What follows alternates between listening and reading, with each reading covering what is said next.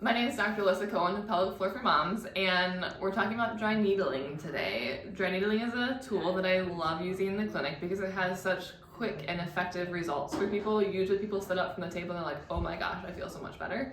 So it's so much fun for everyone. This is a dry needling needle. It is a small little monofilament, meaning it's not a hollow needle. This is what they refer to with dry needling. Dry meaning we're not injecting anything. It's not a hollow needle like when you're injecting Botox or, lidocaine into muscles. It's very flimsy and bendy, and so most of the time with needling, you're not feeling the needle being inserted. It kind of just like pushes past that skin barrier. You're feeling the muscle response. So you're feeling more of a muscle achy, twitchy, crampy sort of feeling, which for a lot of people I think is more tolerable than that like pokey, sharp needle sensation. We're using it, the effect of dry needling is going to help reset the muscle. So often I'm using it to decrease muscle tension, and so I'll tell people it helps release tension faster than manual therapy, but ultimately it's helping the needle or the muscle come to a more neutral spot. So if the muscle is tight, it's going to help it loosen and calm down. If the muscle is underactive, maybe because you've had injury and the muscle gets inhibited, or pain can inhibit muscle too, it's going to help bring that muscle back on. And so it helps bring that muscle to more of a baseline of function. And then usually we like to move afterwards, so then we can help that muscle move in a more functional movement pattern and figure out what it's supposed to be doing.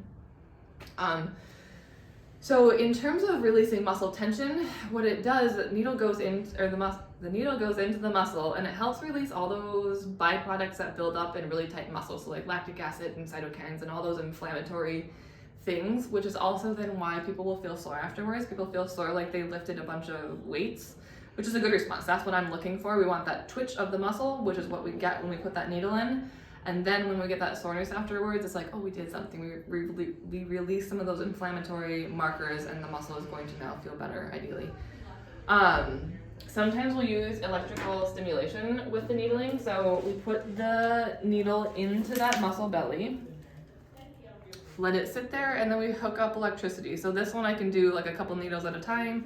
This one, we use this end in the hand or touching the skin somewhere, and then this end touching the needle, and that is going to use electricity to help get that muscular reset. So it's going to make the muscle go twitch, twitch, twitch, twitch, twitch, which I think is a lot more comfortable for the patient.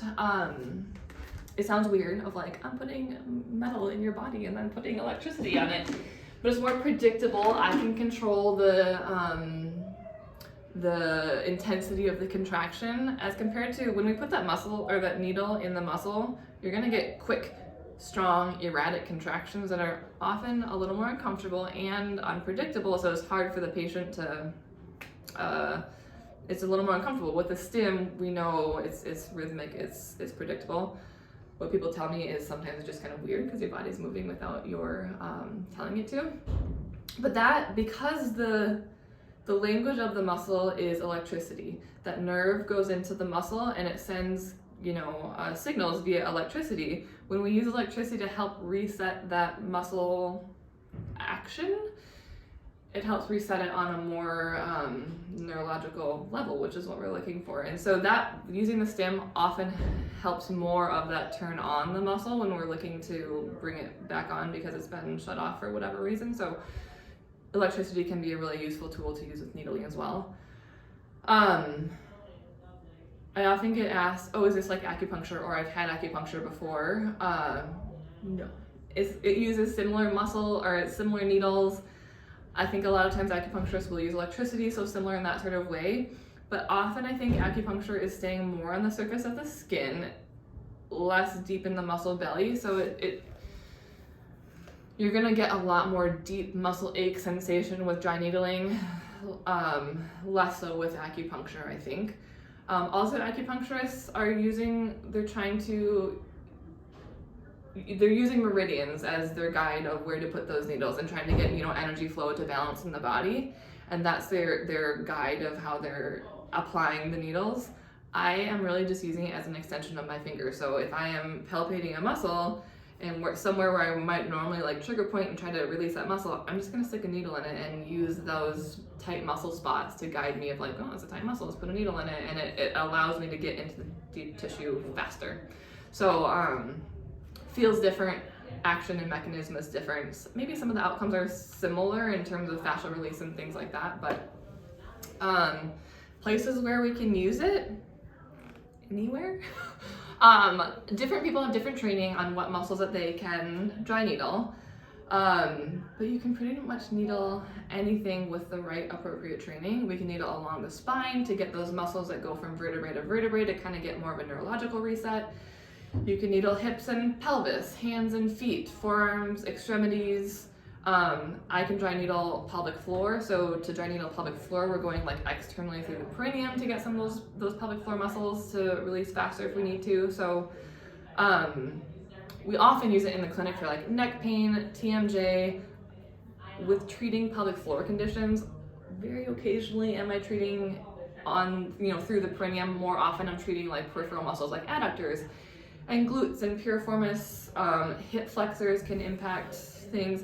Abdominal wall to help turn on muscles postpartum, or even like people will sometimes overuse upper abdominals when they're trying to find core strength again. So needling obliques and rectus abdominis to turn those down a little bit so we can get better core balance and function. Or those are a lot of the ways that I'm typically using it in the clinic. So moral of the story is super helpful tool, really effective for patients. Often they know pretty much immediately that it was effective or not. I'd say it's effective for 90% of people. We don't want to use it as a standalone though, often. We have to figure out why did that muscle get tight in the first place and how do we support the body in that. So whether we need to be strengthening so that their posture is better, or just being more mindful of posture during the day, or how they're holding their baby so that they're not straining those tissues repetitively. And so therefore we can needle once. Often I see people once a week for needling to kind of get things going in the right direction. But then either people are getting stronger because they're supporting it with other, Therex and things like that, or they're, using their foam rolling at home and being more mindful of their posture. And then we need to do it less and less and less, and then we can kind of use it as a maintenance tool. In my body, things stay pretty good, but I do find every couple years, I have some labral tears, and so I need to get some of those muscles needled again because they just get tight for whatever reason. And so we can use it supportively long term like that as well. So let me know if you have any questions on dry needling. It's a fun tool.